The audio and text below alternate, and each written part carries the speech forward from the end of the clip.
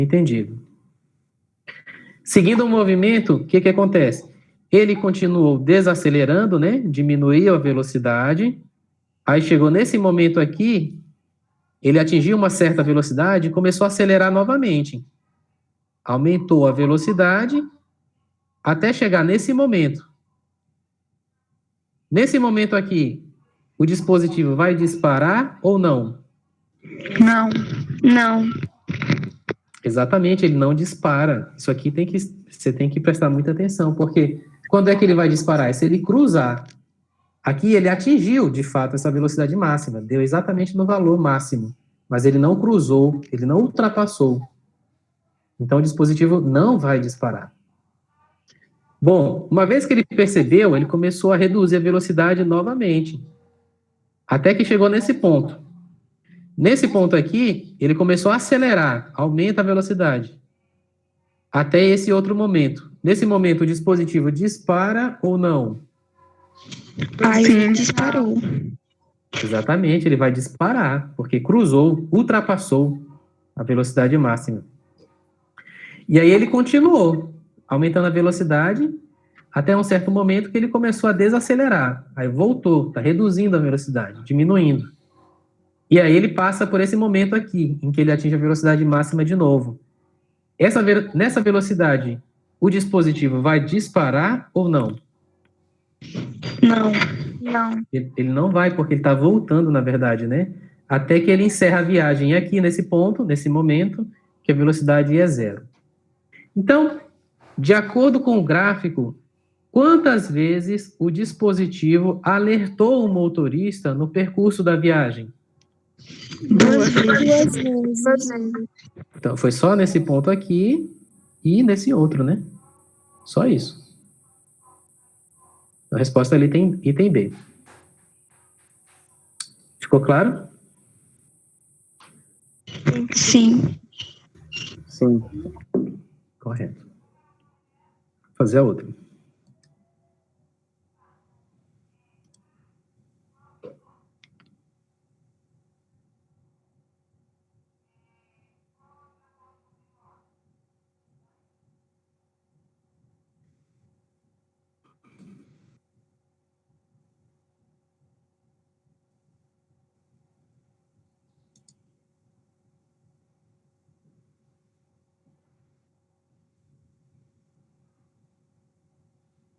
Ok, próximo problema. A quantidade X de peças em milhar produzidas e o faturamento Y em milhar de real de uma empresa estão representados nos gráficos, ambos em função do número T de horas trabalhadas por seus funcionários. Então, o primeiro gráfico é esse. Esse gráfico representa o número de peças em milhares, que está sendo representado no eixo vertical, e no eixo horizontal, a gente tem o número de horas trabalhadas por seus funcionários. Então, vamos entender primeiro esse gráfico aqui. Ó. Quais são as informações que a gente tem? Se os funcionários trabalham 1 hora, né, quantas peças eles vão produzir? 20. X é em milhar. Então, aqui vai ser quanto? Vai ser 20 mil. Então, se eles trabalham 1 hora, eles vão produzir 20 mil peças. Se eles trabalharem 3 horas, eles vão produzir quanto? 60 mil. 60 mil peças. Muito bem. Uma outra coisa que a gente observa é que o gráfico que me dá a relação de peças em função do número de horas é uma reta. Se é uma reta, quer dizer que o número de peças produzidas é proporcional, porque é uma reta, ao tempo, ao número de horas trabalhadas. Então, por exemplo, eu sei que se eles trabalharem 1 hora, eles vão produzir 20 mil peças. E se eles trabalharem só meia hora, quantas peças eles vão produzir? 10 mil. 10.000? 10 mil, exatamente. E como que eu saberia que é 10 mil? É porque o gráfico é uma reta, então vale a proporção natural, não é? Se eu dividir por 2 aqui, no eixo T, eu também tenho que dividir por 2 aqui no eixo X. É proporcional. Isso é uma propriedade de ser uma reta. Se fosse uma outra curva, não valeria esse raciocínio. Continuando essa análise. Se eles trabalharem 2 horas, quantas peças eles vão produzir? 40 mil. 40 mil. Perfeito. Então já entendemos as informações no gráfico de cima. Agora vamos olhar o gráfico de baixo. Qual é o gráfico de baixo? Ele me dá o faturamento Y em milhar de real, em função do número de horas também. Está aqui o gráfico de baixo. O que nós percebemos nesse gráfico? Primeiro que o gráfico é uma reta. Então, essas duas grandezas, que é o faturamento e o número de horas trabalhadas, são proporcionais. Outra informação que a gente tem é que se eles trabalharem 1 hora, qual vai ser o faturamento? 4 mil reais. Exatamente, 4 mil reais. Se trabalharem 2 horas, eles vão faturar 8 mil reais. E se eles trabalharem só meia hora? 2 mil reais. 2 mil reais por meia hora. Tá bom? É isso que a gente precisa entender. Agora vamos à pergunta. O número de peças que devem ser produzidos para se obter um faturamento de 10 mil reais é quanto?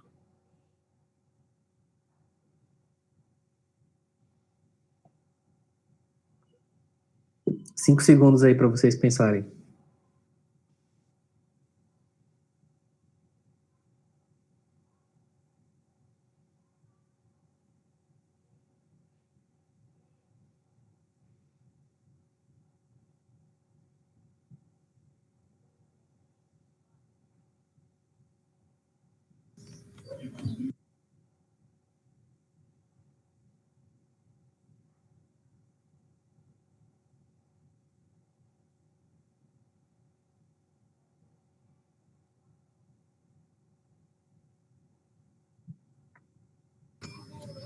$50 mil peças, professor? Seria?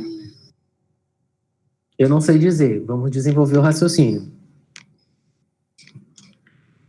Aí você deixa anotado aí para comparar no final. Então, vamos lá. Cada um dos gráficos, ele define uma função de T. Então, se eu quero saber o número de peças para se obter um faturamento de 10 mil, eu preciso saber qual é o tempo gasto para você faturar 10 mil reais.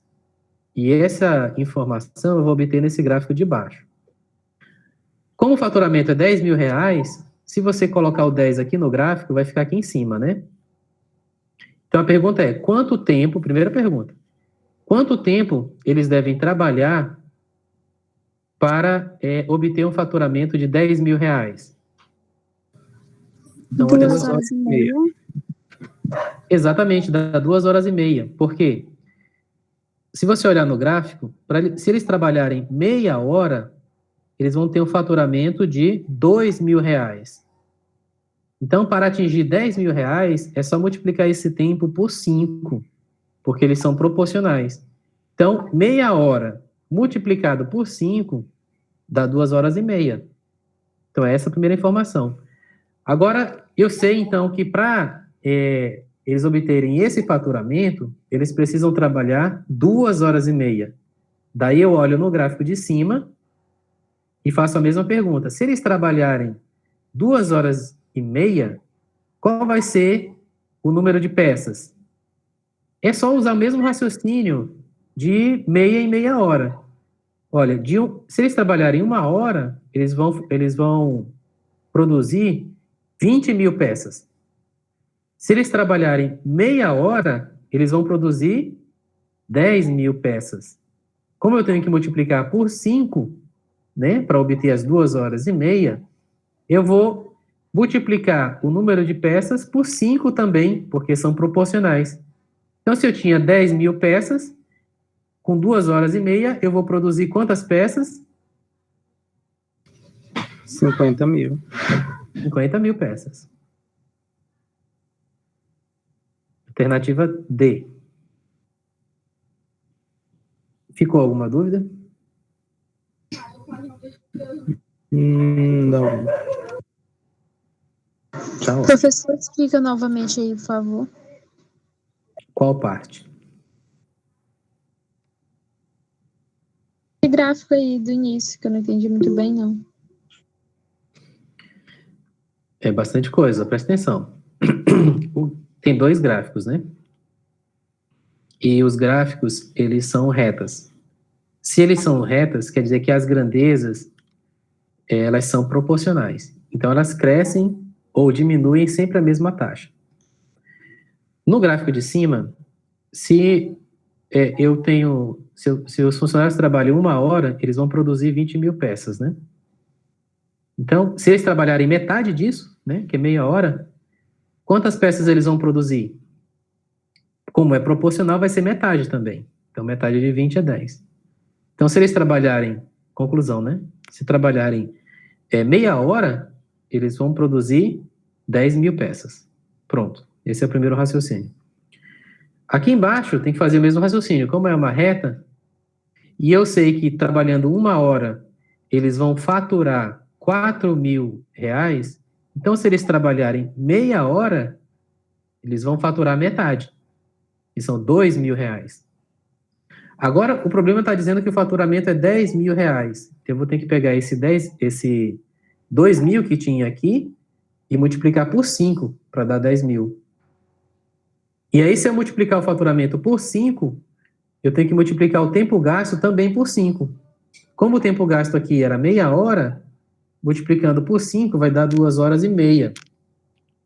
Então, desse gráfico de baixo, nós concluímos que para os trabalhadores, né, que trabalharem 2 horas e meia, eles vão faturar 10 mil reais. Como eu quero saber o número de peças, eu tenho que analisar de volta o gráfico de cima. E a pergunta agora é, se os funcionários trabalharem 2 horas e meia, quantas peças eles vão produzir? É o mesmo raciocínio daqui, ó. Se eles trabalharem só meia hora, vão produzir 10 mil peças. E eu vou ter que multiplicar esse tempo por 5. E como as grandezas são proporcionais, eu vou ter que multiplicar esse 10 mil também por 5, que vai dar 50 mil. Então, qual é a conclusão? Se eles trabalharem 2 horas e meia, eles vão produzir 50 mil peças e vão faturar 10 mil reais. Então, a resposta é a letra D. Entendi, obrigada. Claro.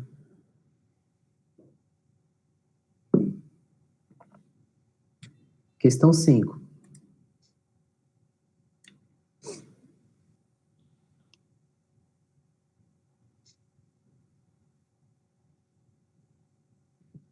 Vamos lá. O índice de massa corporal, que é indicado por IMC, de uma pessoa, é definido como o quociente entre a massa dessa pessoa, né, o peso, medida em quilograma, e o quadrado de sua altura, que é medida em metro.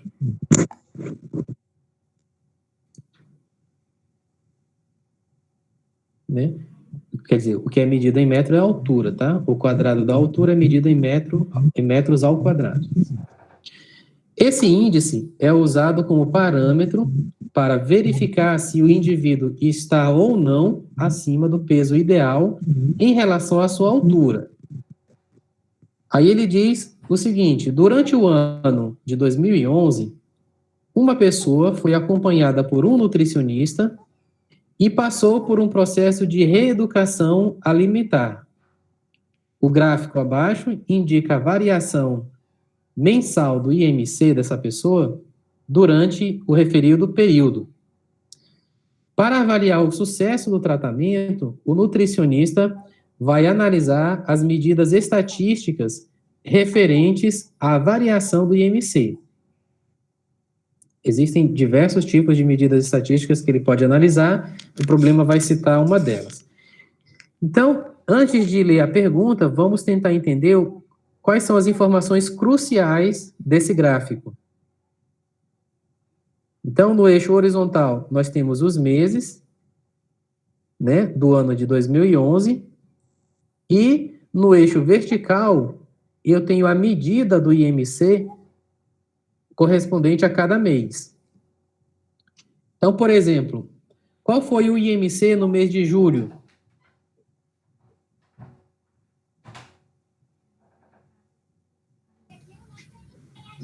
R$27,7.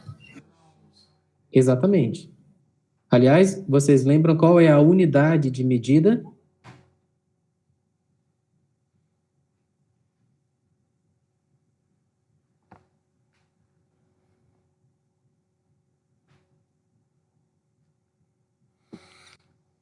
Quilogramas por metro ao quadrado. Tá? Muito bem. Qual é o IMC no mês de março?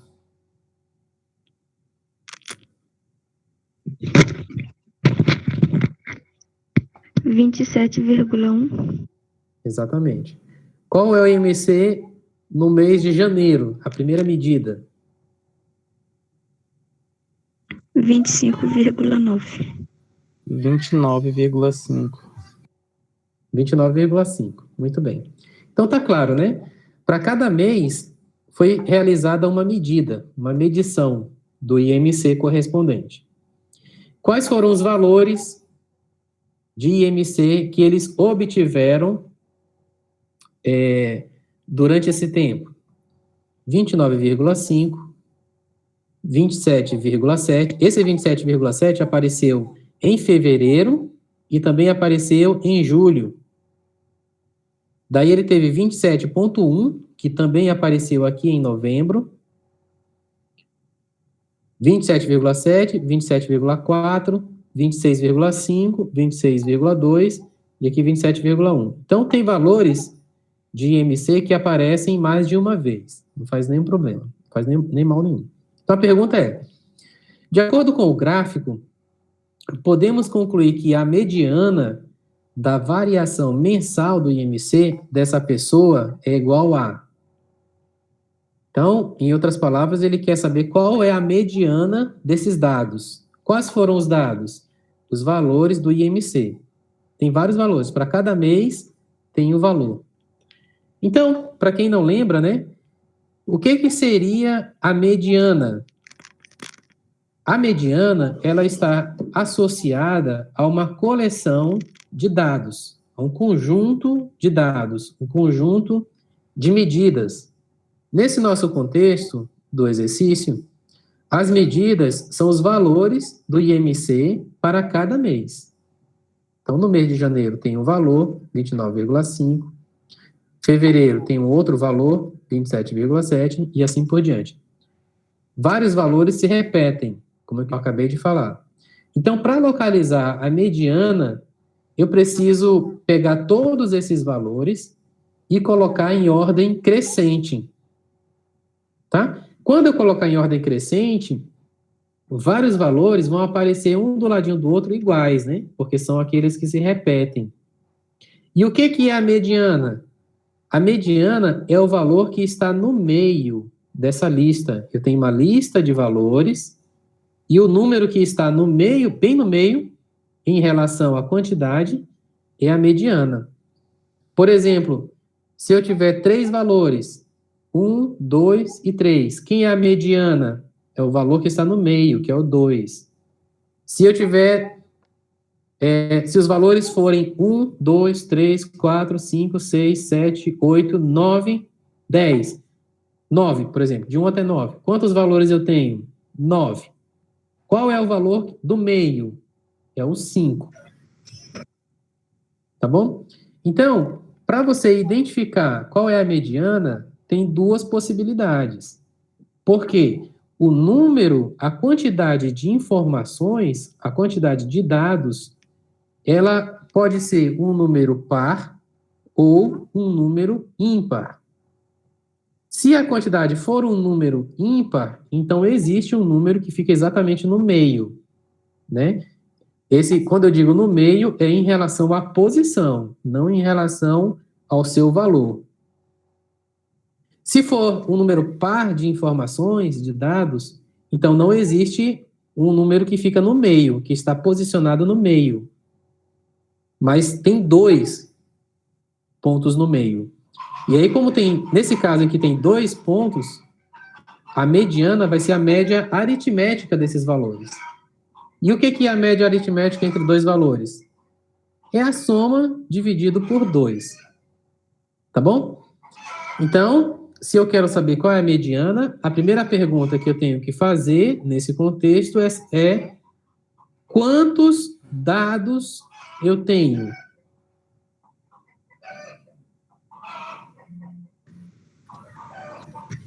Doze. 12 dados, exatamente. Se são 12 dados, então o número de dados é par. Tá certo? Se é um número par, quer dizer que os valores centrais, os valores do meio, são 2. Quais são eles? Como são 12, então os valores centrais são os valores que estão na posição. Quais são as posições? 6 e 7. Concordam? Porque se são 2 valores, eu separo os 5 primeiros, separo os 5 últimos e ficam 2 valores no meio, que vão ser aqueles que estão na posição 6 e na posição 7. Então, o que eu tenho que fazer para calcular essa mediana? Eu tenho que pegar esses valores de IMC e escrever em uma ordem crescente, dizendo quem vai ser o primeiro, quem vai ser o segundo, quem vai ser o terceiro, e assim por diante. Os valores que me interessam são os valores que estão na posição 6 e na posição 7. Uma vez que eu localizei, que eu identifiquei os valores, como são 2, eu vou somar esses 2 valores e dividir por 2. Esse é o valor da mediana. Ficou claro a estratégia? Sim, sim. Bom, mas aí como é que eu faço sem usar um papel? Essa é a ideia, esse é o nosso trabalho aqui, né? É desenvolver o raciocínio sem precisar ficar fazendo um monte de conta. Nós vamos analisar esse gráfico e identificar quais são os valores, os menores valores, e posicionar. Então, olhando para o gráfico aqui, ó, qual é o menor valor possível considerado para o IMC? O valor que foi encontrado? 26,2. Isso, 26,2, que é esse aqui, ó. Então, esse aqui, 26,2, vai ser o primeiro. Pronto, localizei o primeiro. Agora, qual é o segundo? 26,5. 26,5, tá aqui, ó. É esse mesmo. Qual é o terceiro? 27,1. 27,1. Só que ele aparece bem aqui e também aparece aqui, correto? Sim. Quer dizer que esse aqui vai ser o terceiro e esse aqui vai ser o quarto. São 2 que se repetem. Então, terceiro e quarto já foram. Quem vai ser o quinto? 27,4. 27,4, que vai aparecer aqui e vai aparecer aqui. Então, eu tenho 3 iguais. Então, digamos, esse aqui vai ser o quinto, esse vai ser o sexto e esse vai ser o sétimo. Pronto, já localizei o sexto e o sétimo. São iguais a quanto?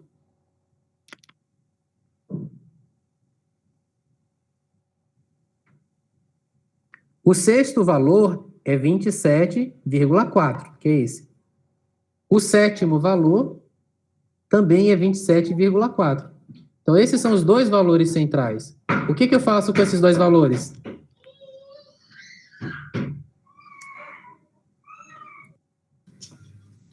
Soma e divide por 2.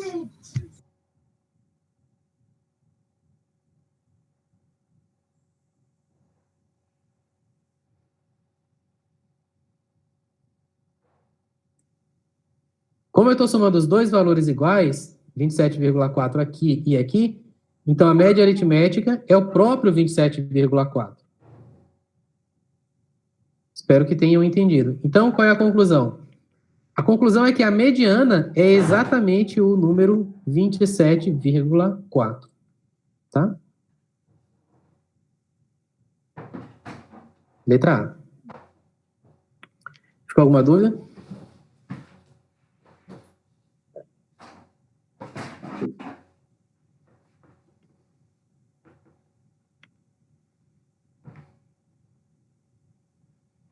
Gente, conseguiu entender? Sim. Tá bom. Sim. Perfeito. Fazer o próximo.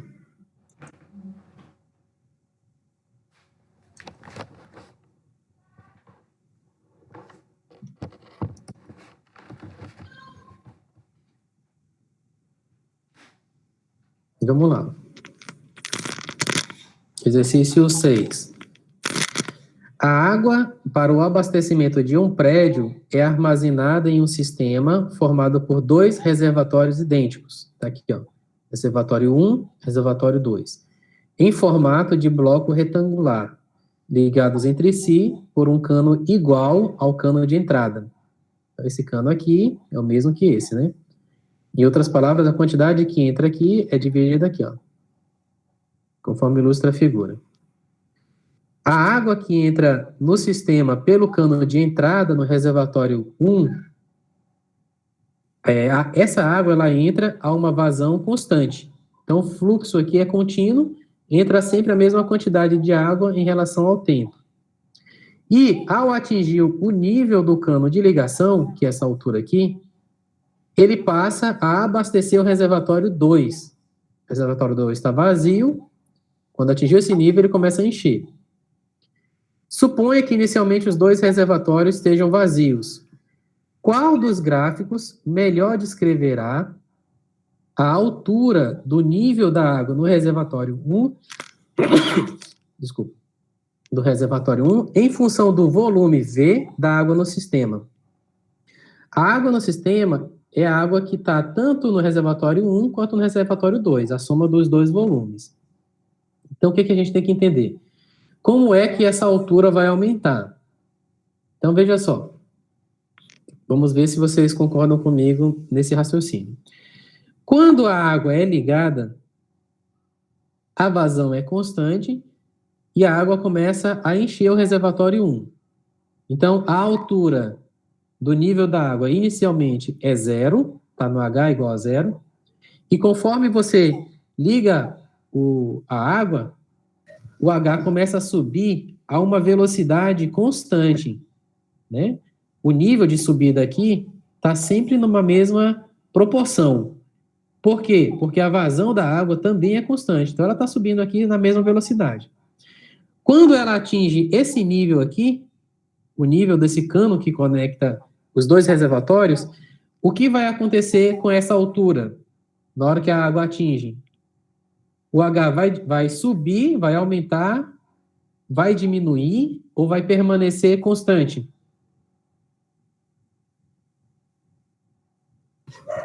Vai permanecer constante?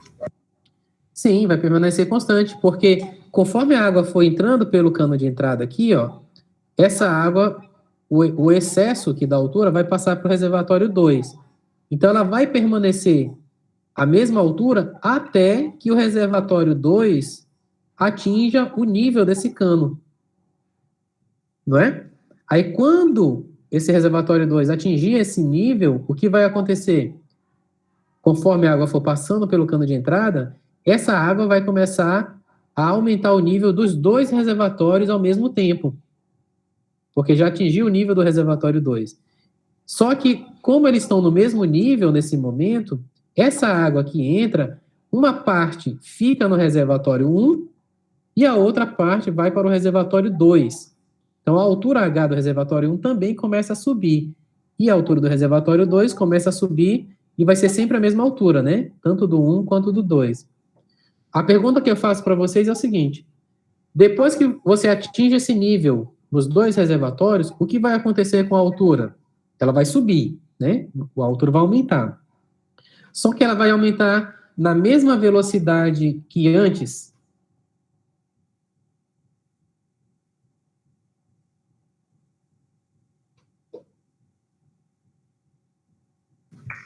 Não, professor. E por que não? Porque vai estar dando suporte à água do outro reservatório também, ao mesmo tempo. Exatamente, quer dizer que a água que estava enchendo o reservatório 1 passa a ser dividida agora. Então vai entrar só metade aqui. Então ela vai subir, mas vai subir mais devagar do que lá no início, quando a água era toda para o reservatório 1. Tá bom? Feito essa análise, vamos aos gráficos. Qual dos gráficos melhor descreverá a altura do nível da água no reservatório 1 em função do volume da água? Pode ser esse aqui? Quer dizer, conforme a água for entrando, o valor da altura vai ser sempre crescente?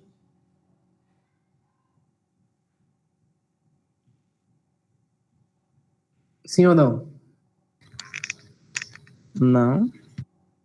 Não, porque quando o nível atinge a altura do cano, essa altura ela vai permanecer constante por um tempo. O volume vai continuar aumentando, mas a altura permanece constante.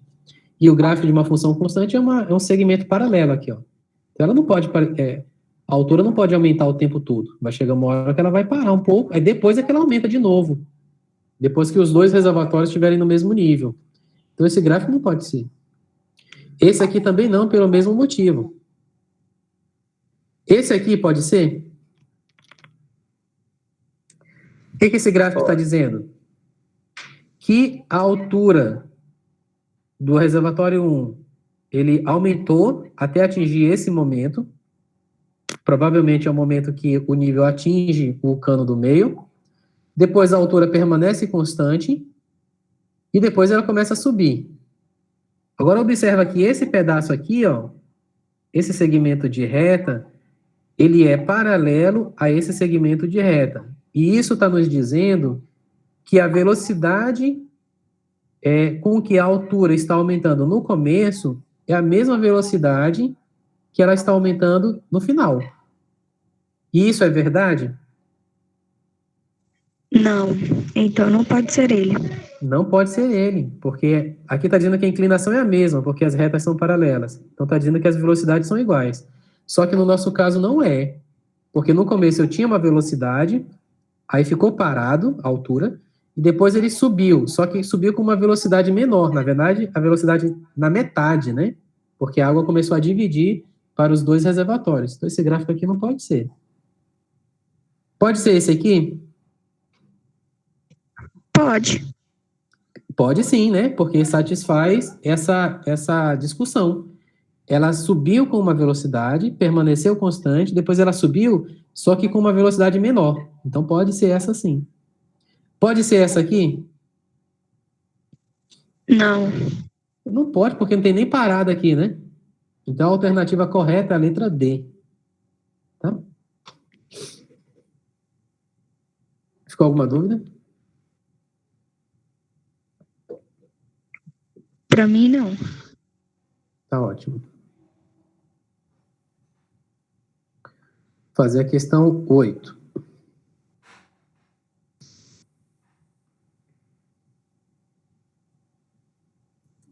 Eu vou ampliar aqui porque parece que está bem pequeno.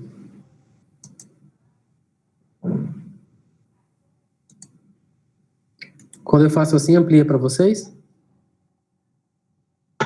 Sim. Tá ótimo. Observe no gráfico alguns dados a respeito da produção e do destino do lixo no Brasil no ano de 2010. É uma questão que aparece com muita frequência, né? De análise de gráficos e dados envolvendo percentuais. Então, vamos ver o que está escrito aqui, né?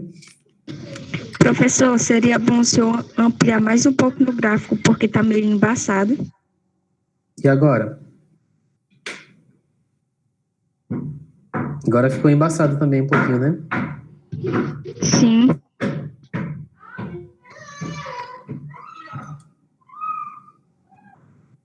Acho que é melhor reduzir aqui um pouquinho. Aí fica menos embaçado. Vê se consegue ampliar aí. De toda forma, eu vou ler aqui, ó. Vocês vão acompanhando. Tá bom. Realmente, o gráfico não ficou bom mesmo para a leitura. Está escrito aqui fora, ó, 61 milhões de toneladas de lixo produzido no Brasil em 2010, né? No caso da população urbana.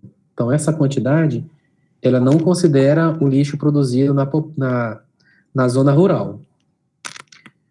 E aqui o gráfico fala do quanto o Brasil produz de sujeira. Então, tem duas tabelas, dois gráficos. Esse aqui, da esquerda, ele fala da composição do lixo brasileiro. Essa composição está sendo dividida em 4 partes. Está dizendo que 30% são recicláveis, 54% é matéria orgânica, 3 partes, né, na verdade, e 16% por outros rejeitos, outro tipo de lixo. Então, tem essa divisão da composição do lixo brasileiro. Do outro lado, ele está dizendo para onde vão os detritos. Então, também tem 3 partes. 24% vai para aterro sem controle, né? Esses lixos que a gente vê por aí que não tem nenhum tipo de assistência técnica e nada. E 58% vai para aterro sanitário, que é controlado. Isso aqui ocorre principalmente em cidades que são bem maiores, né? Que tem controle ambiental, etc. E 18% vai para lixão. Isso aqui acontece com muita frequência, só que para populações menores, cidades pequenas, etc. Então, tem essa decomposição. Então, a pergunta: a partir desses dados, supondo que todo o lixo brasileiro, com exceção dos recicláveis, é destinado aos aterros ou aos lixões, quantos milhões de toneladas de lixo vão para os lixões?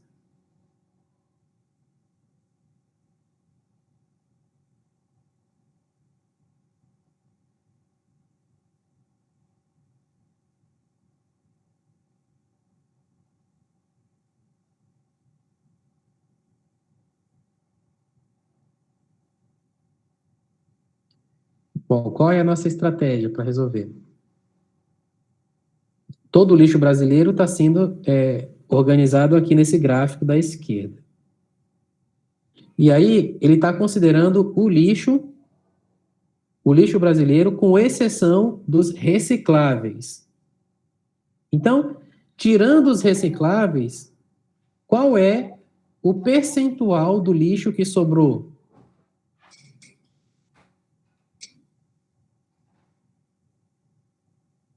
Eu vou repetir aqui no gráfico, ó. O lixo completo, ele é separado assim: 30% de recicláveis, 54% de matéria orgânica e 16% de outros rejeitos. O que o problema está considerando é o lixo menos os recicláveis. Sobrou quantos por cento?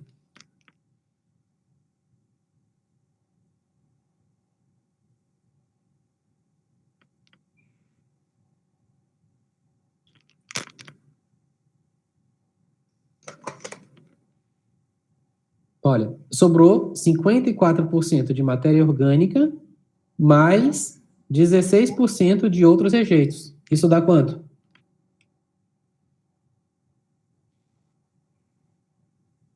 %70%.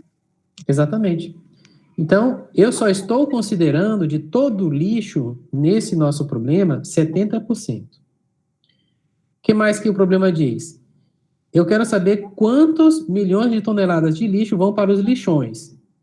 No quadro da direita, ele está dizendo que de todo o lixo, 18% vai para o lixão. Né? Se de todo o lixo, 18% vai para o lixão, então eu preciso saber quantos por cento daqueles 70% vão para o lixão. Então a pergunta é, quanto é que dá 18% de 70%? Que é a multiplicação de dois percentuais. Se você transformar em número decimal, 70% é 0,7.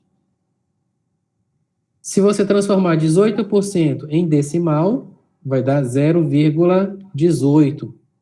Então, se eu quero saber quanto dá 18% de 70%, então eu multiplico esses dois decimais. 0,7 vezes 0,18. Agora, aí você precisa fazer essa continha aí em algum lugar. Vocês podem me dizer quanto é que dá?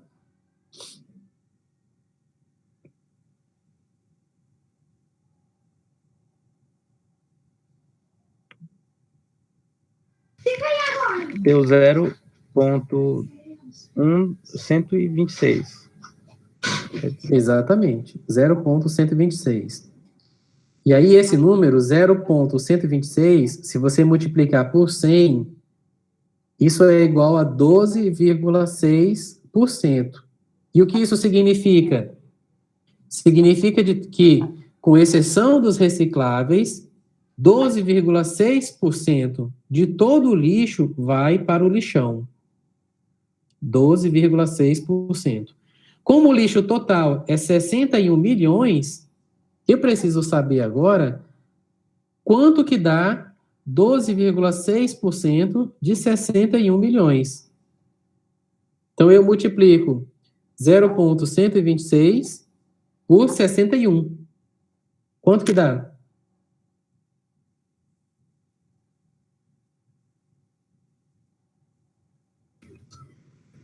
7,6. Exatamente. Então, essa é a resposta. Letra B. 7,6 milhões de toneladas. Ficou alguma dúvida? Não, professor. Gente, falta mais 5 minutos. Se vocês me permitirem, eu vou fazer mais uma questão, tá bom? Tudo bem.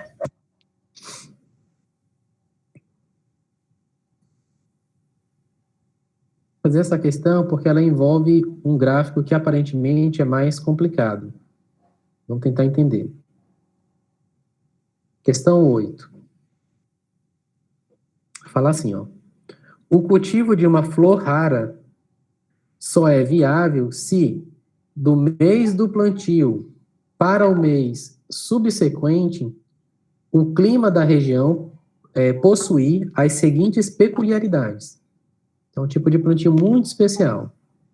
Ele fala que a variação do nível de chuvas, que é a pluviosidade, nesses meses, não for superior a 50 milímetros. Essa é a primeira condição. Nesses meses é do mês do plantio até o mês subsequente.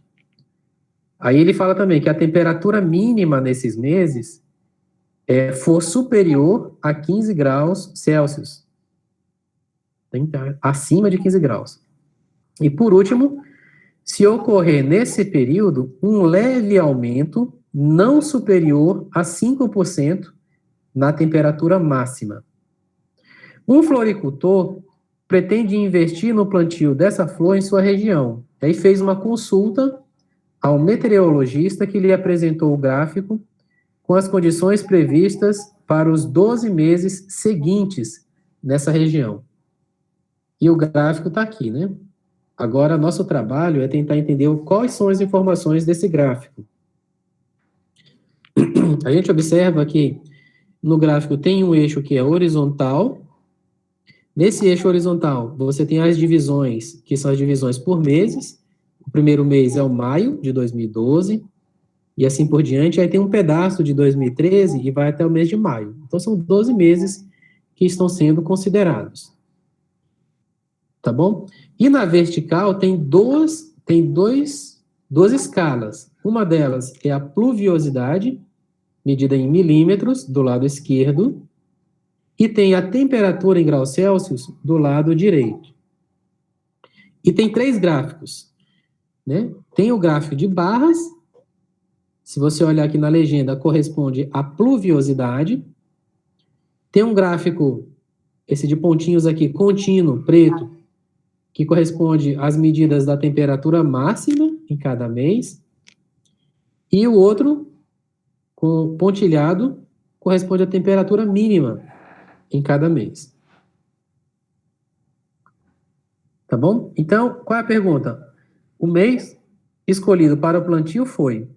Então, eu preciso analisar esse gráfico junto com essas condições para descobrir qual deve ser o mês que eu tenho que plantar essa flor. Tá bom?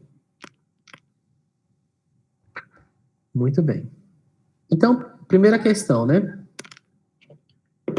Eu sugiro que vocês vão anotando os meses aí para a gente ir descartando alguns. Então, o primeiro item diz o seguinte, que a variação do nível de chuvas nesses meses não pode ser superior a 50 milímetros. Então, eu tenho que considerar os meses de plantio, né? Quais que podem ser mês de plantio e qual que não pode. Essa variação, ela está aqui nesse eixo vertical da esquerda. E o valor em cada mês é correspondente a esse gráfico de barras. Por exemplo, no mês de maio, a pluviosidade é dada por um valor mais ou menos aqui, ó. Espero que vocês estejam acompanhando aí no gráfico. Então, no mês de maio, a pluviosidade foi maior ou foi menor do que 50 milímetros? Menor. Foi menor. Eu poderia plantar nesse mês? Sim. Sim, então vamos anotar aí, ó. Maio de 2012, pode. Pode plantar em junho? Sim. Sim. Sim, então vamos anotar. Pode ser em julho? Sim. Sim. Sim.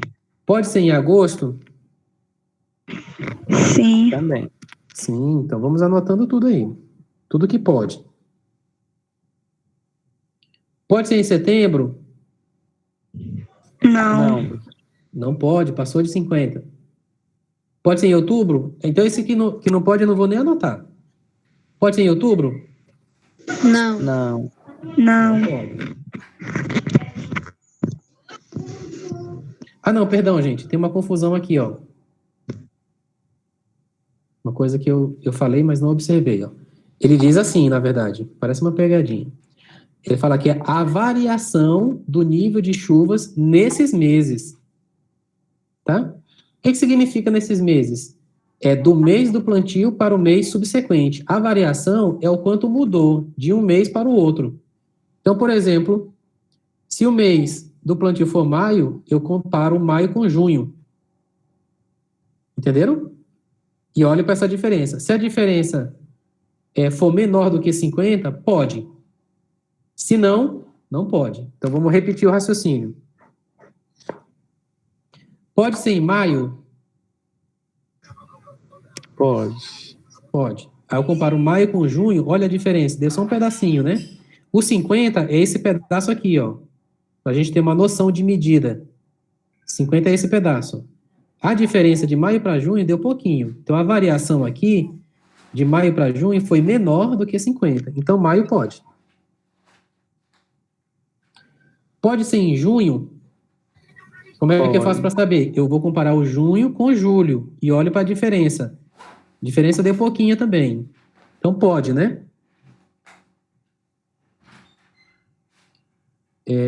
Junho pode? Pode ser em julho? Pode. Pode também, porque você compara o julho com o agosto, né?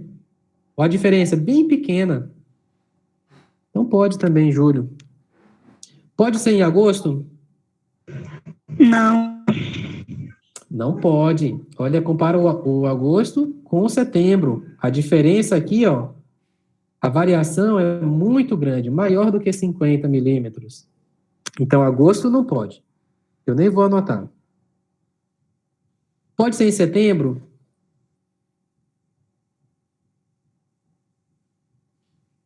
Como é que eu sei? Eu vou comparar setembro com outubro. Qual é a diferença? Olha aqui, ó. A diferença é esse pedaço aqui da barra. Deu maior do que 50. Então, setembro não pode. Pode ser em outubro? Não. Também não, mesmo motivo. Pode ser em novembro? Sim. Pode, porque você compara novembro com dezembro, dá só um pedacinho aqui, ó. Então, novembro pode, vou anotar. Pode ser em dezembro?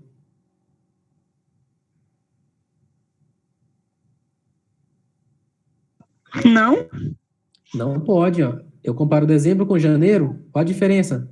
Deu uma barra bem, um pedaço bem grande, maior que 50. Então, dezembro não pode.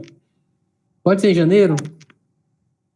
Pode. Sim. Exatamente, janeiro pode. A diferença é pequena. Pode ser em fevereiro? Pode. Compara com o próximo, ó. Diferença pequena. Então, pode ser em fevereiro. Vou anotar.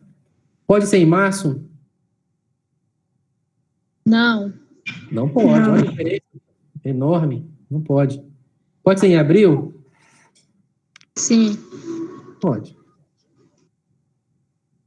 Pode ser em maio?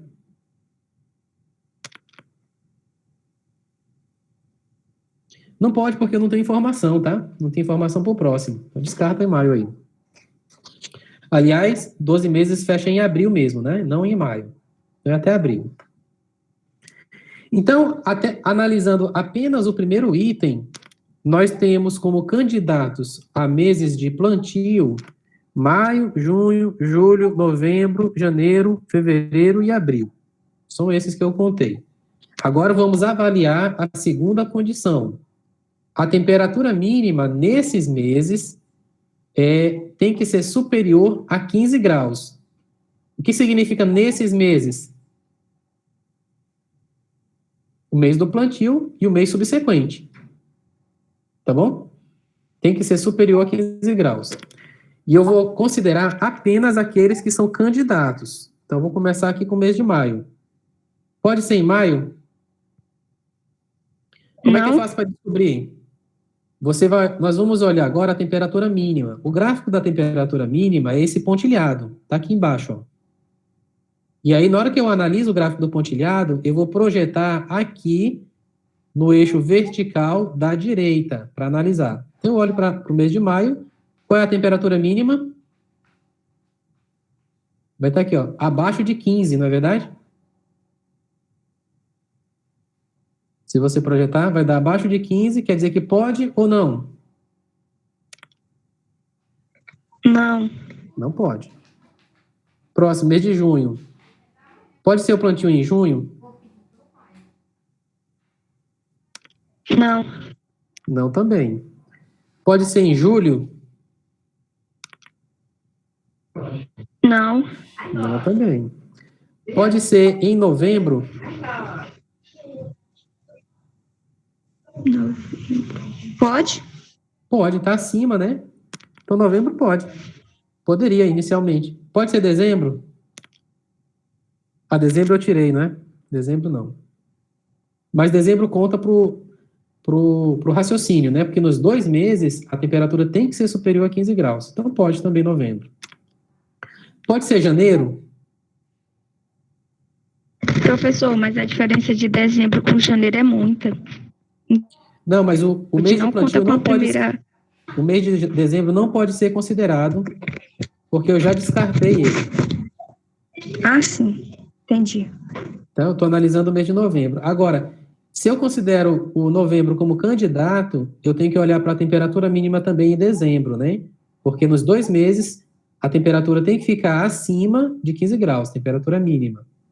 Então, mas aqui a gente observa que sim, ó, tanto para novembro quanto para dezembro. Qual vai ser o próximo? O janeiro. Temperatura mínima de janeiro é maior do que 15 graus? Não. A temperatura mínima, projeta aqui, ó. Vai ser maior, né, do que 15? É, maior. Não pode. E de fevereiro também vai ser maior do que 15. Então pode ser janeiro. Pode ser fevereiro? Pode também, é o mesmo raciocínio. Pode ser abril? Não. Olha, abril não pode porque, apesar do mês de abril a temperatura mínima ser maior do que 15, a temperatura do mês de maio, que é o seguinte, é inferior a 15. E aqui está dizendo que nesses meses tem que ser superior. Então, abril não pode. Então, estou descartando o mês de abril agora. O que sobrou? Candidatos para meses de plantio. Sobraram novembro, janeiro e fevereiro. E agora eu vou analisar o próximo item, a próxima condição. Então, o próximo item diz o seguinte: ocorrer nesse período um leve aumento não superior a 5 graus na temperatura máxima. Quer dizer que do mês do plantio para o próximo, a temperatura máxima, ela tem que aumentar, tá? Ela tem que aumentar, mas não pode aumentar mais do que 5 graus. E eu vou considerar apenas os meses que interessam: novembro, janeiro e fevereiro. Então, e o gráfico da temperatura máxima é esse aqui em preto, em cima. Então, eu vou analisar o mês de novembro. A temperatura máxima está mais ou menos aqui, ó.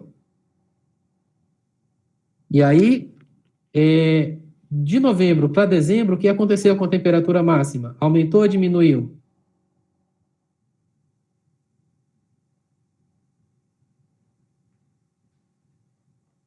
Diminuiu, né? O gráfico está descendo. E aqui ele está dizendo que tem que aumentar a temperatura. Então, mês de novembro não pode. Então, tenho que descartar o mês de novembro. Pode ser janeiro? Está aqui a temperatura máxima de janeiro. A de fevereiro aumentou um pouquinho, ó, menos do que 5 graus.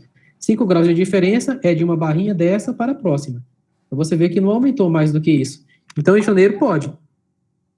Pode ser em fevereiro? Fevereiro não pode, porque de fevereiro para março diminuiu a temperatura máxima. Então, eu descarto fevereiro.